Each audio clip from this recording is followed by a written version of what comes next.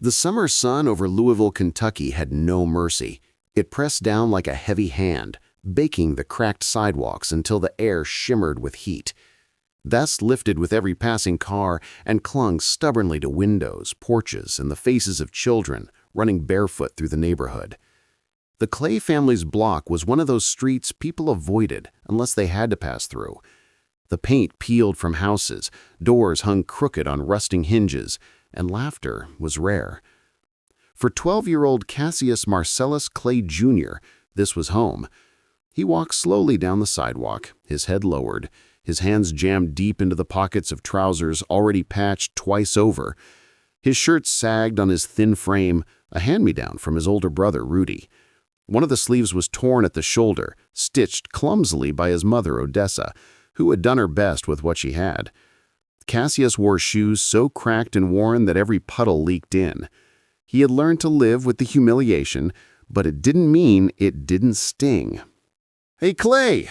The voice came sharp from across the street. A group of boys stood near a grocery store, their arms folded, their faces lit with cruel amusement. They were white boys, a few years older, and they had been watching him walk home from school for weeks now. "Did your mama stitch that shirt with her eyes closed?" one sneered. The boys laughed. The sound echoed in the empty street like a slap. Cassius forced a crooked smile, pretending their words rolled off him like water.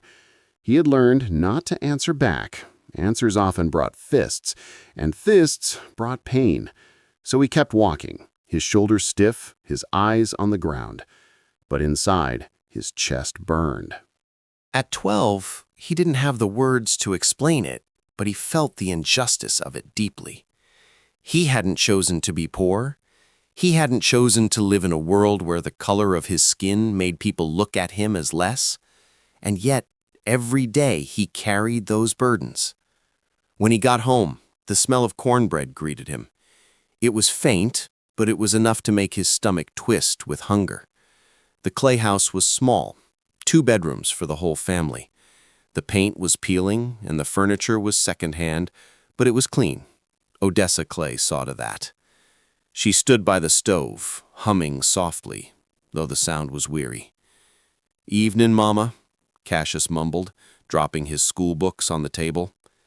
His mother turned, her smile bright, but her eyes tired. "Evenin', baby. You wash up before supper?" "Yes, ma'am." The meal was meager, a small piece of ham, a few green beans, and cornbread that was already going stale. Cassius sat across from Rudy, who was only a year younger but already taller. Rudy teased him sometimes, but not out of cruelty, more like a brother who didn't know any other way to show affection. "You eatin' that slow so it feels like more," Rudy smirked, shoving cornbread into his mouth. Cassius frowned but didn't answer.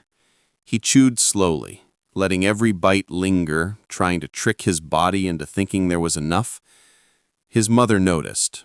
She pushed a little more cornbread onto his plate. "Eat, Junior," she said softly. He shook his head, nudging it back. "I ain't that hungry, Mama." But his stomach betrayed him with a loud growl. Odessa's lips pressed into a thin line, and for a moment she looked away, her hand gripping the edge of the table. She hadn't eaten much herself. Cassius glanced at her, then back at his plate. He split the ham in half and slid part of it across to her. "You need it more," he whispered. Her eyes glistened, but she said nothing. She only reached across the table and squeezed his hand.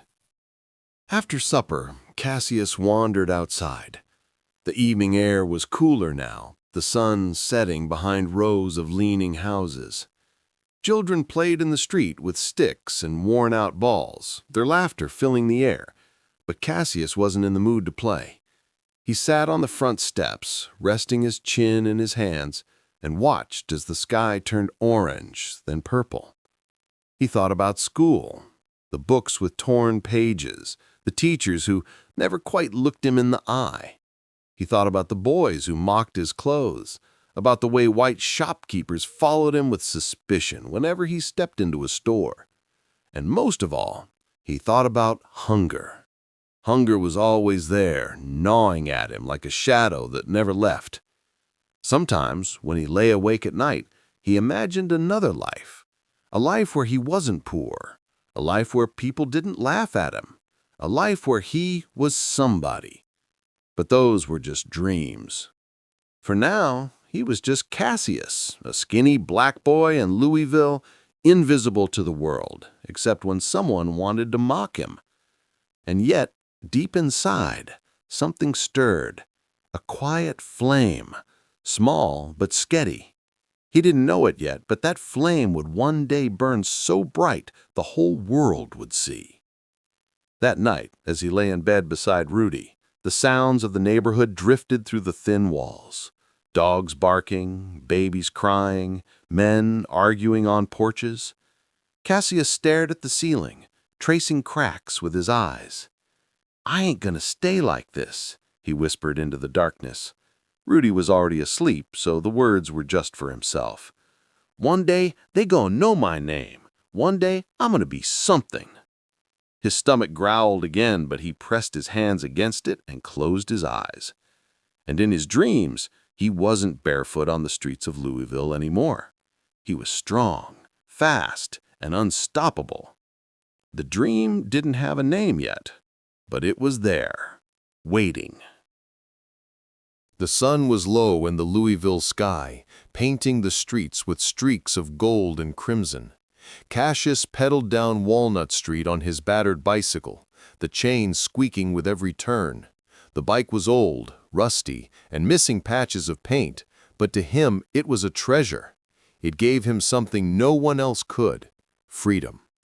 When he was on that bike, the hunger, the ragged clothes, the laughter of cruel boys, all of it fell away. He could ride fast enough to outrun it, even if only for a while. The world seemed larger, brighter, and full of possibility when the wind pressed against his face. He leaned forward, pedaling harder, weaving past potholes and children playing stickball. He imagined himself as a racer, a champion, faster than anyone alive. His imagination was always his refuge. "Look at him go," Rudy shouted from the sidewalk, cheering. "Think you're in the Derby or something?" Cassius grinned, calling back, "Faster than any horse, Rudy." The bike clattered as he hit a crack in the sidewalk, but he steadied it, laughing. For a moment, he felt unstoppable. He parked the bike outside a small grocery store, leaning it against the wall. His pockets jingled with the sound of a single nickel, the only coin he had managed to save all week. He wanted a soda, cold and sweet, something to wash away the taste of cornbread that had grown too familiar. Inside the store, the air was cool. The clerk, a tall white man with a thin mustache, eyed him suspiciously the moment he stepped in. Cassius pretended not to notice, walking straight to the cooler. He grabbed a bottle, placed his coin on the counter, and waited. The man took his time ringing it up, his eyes never leaving Cassius. "Don't go breaking anything," the clerk muttered. Cassius bit his tongue, his pride burning. He said nothing, only nodded and took the bottle.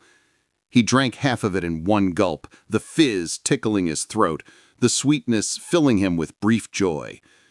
When he stepped back outside, his world shattered. The spot where his bicycle had been was empty. Cassius blinked, rubbed his eyes, and looked again. Nothing. Just the wall and the faint scuff marks where the tires had been. His chest tightened. His hands shook. "No," he whispered. His eyes darted down the street, scanning for a flash of rust, the wobble of the crooked handlebars. And then he saw them. 2 boys riding fast, laughing, turning the corner with his bicycle between them. "Hey!" Cassius shouted. Running after them, his soda bottle slipped from his hand, shattering on the sidewalk. He sprinted, his legs pumping, but the boys were faster. The sound of their laughter echoed as they disappeared into the distance. Cassius slowed, his lungs burning, his vision blurring with tears.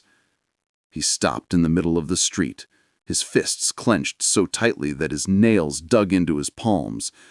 His bicycle, his freedom, was gone. When he finally stumbled back toward home, his face was wet, though he tried to hide it. Rudy ran to meet him, his eyes wide. "Where's the bike, Cassius?"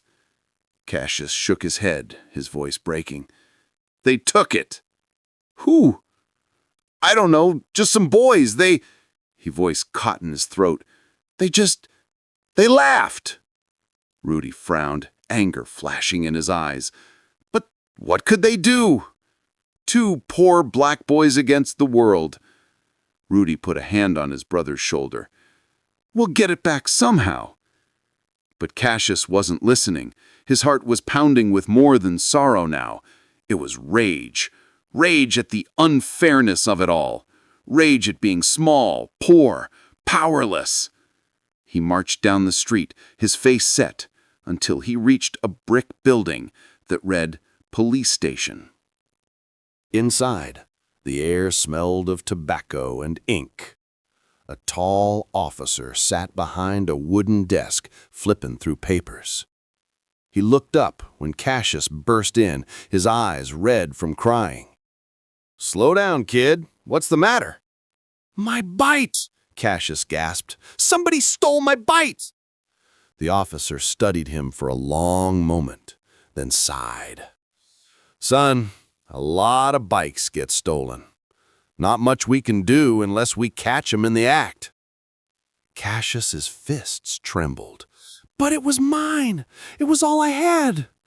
Something in his voice must have struck the officer, because the man leaned back, folding his arms.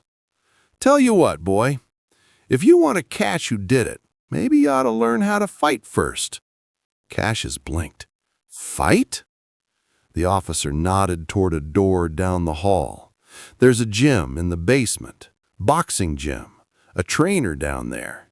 Maybe if you learn how to handle yourself, no one will ever take what's yours again." Cassius hesitated, confused, his tears drying on his cheeks. He followed the officer's gaze, hearing faint thuds echoing from behind the door, like thunder muffled by distance. He wiped his eyes and walked slowly toward it, his heart pounding with curiosity. The gym smelled of sweat and leather. Dim light bulbs swung overhead, casting long shadows across heavy bags and a creaking boxing ring. The air was alive with the rhythm of fists slamming into canvas, of ropes snapping as fighters moved. Cassius froze in the doorway, his breath caught in his throat. Men moved with a power he had never seen before. Their gloves cracked against bags, their muscles rippled with effort, their faces glistened with determination. It was like watching giants. He stood there, a skinny boy in torn clothes, and felt smaller than ever. But at the same time, something stirred deep inside him. His sorrow, his rage, his hunger, they all twisted together into something else. Hope. That night, back at home, he lay awake staring at the ceiling. His bicycle was gone forever, but in its place, something new had been given to him, a glimpse of another world, a world where fists could defend, where strength could command respect, where a poor boy could be more than just a target of laughter. He didn't understand it yet, but a seed had been planted. And seeds, when watered with hunger and fire, grow into legends. The next afternoon, Cassius couldn't stop thinking about that sound. The heavy, rhythmic pounding of fists against leather. It had followed him into his dreams, echoing louder than the cruel laughter of the boys who had stolen his bicycle. He woke with his jaw clenched, his fists curled, and his heart racing. He wanted to go back. After school, while Rudy headed home, Cassius walked straight to the police station. The same officer sat at the desk, smoking a cigar this time. He raised an eyebrow when the boy walked in. "You again?" Cassius nodded quickly. I want to see the gym again, the one you told me about. The officer studied him for a moment, then smirked. Down the hall, basement stairs, but don't get in the way. Those men don't play games. Cassius didn't need telling twice. He hurried down the narrow staircase, his heart pounding harder with every step. The gym smelled even stronger today. Sweat, leather, liniment oil. The sound of gloves thudding against heavy bags filled the air like music.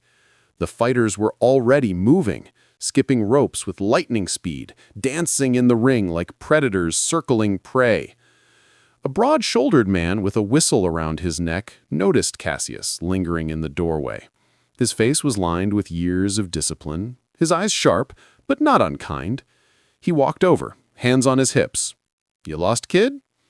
Cassius shook his head, swallowing hard. "No, sir. I want to fight." The man's eyebrow lifted. "You fight?" The other boxers chuckled, but the trainer didn't. He studied the boy's thin frame, the fire in his eyes. He saw something most would have missed. "What's your name, son?" "Cassius. Cassius Clay." The trainer nodded slowly. "Well, Cassius Clay, fighting ain't just swinging your fists. It's discipline. It's heart.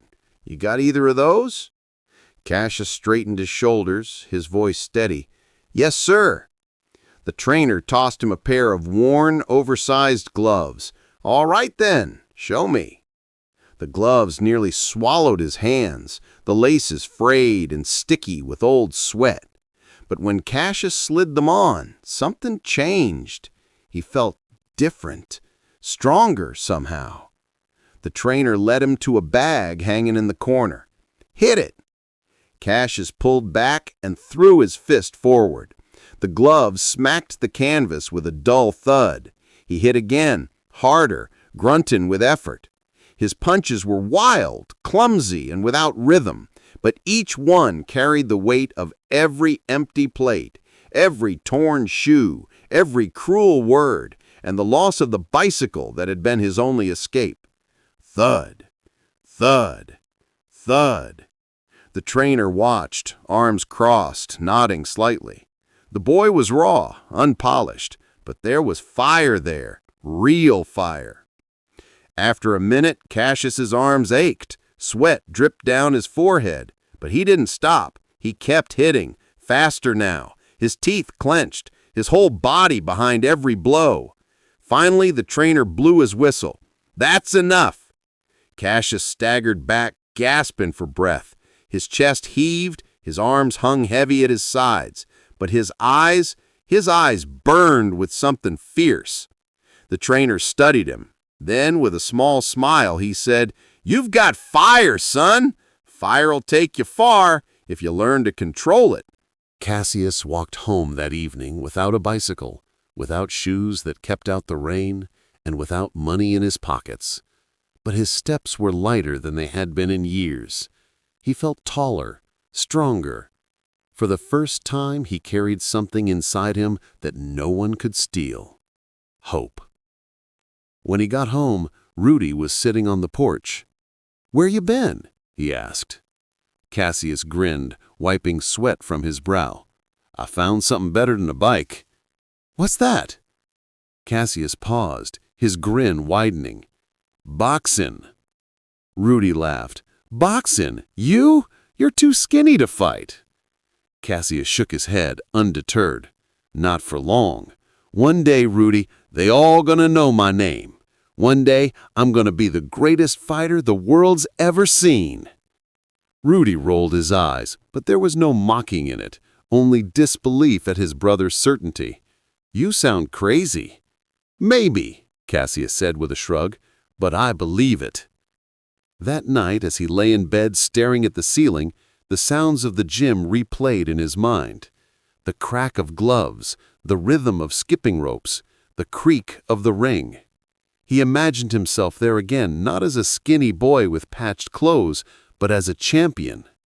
The hunger was still there, the poverty was still there, the laughter of cruel boys would still come in the morning, But now Cassius had something to fight back with. Not fists, not yet, but fire. And fire, he knew, could burn down any shadow. In the darkness, he whispered to himself the words that would one day echo in arenas around the world. I am the greatest. He wasn't yet, but one day he would be. And it all began with hunger, a stolen bicycle, and the first spark of a dream.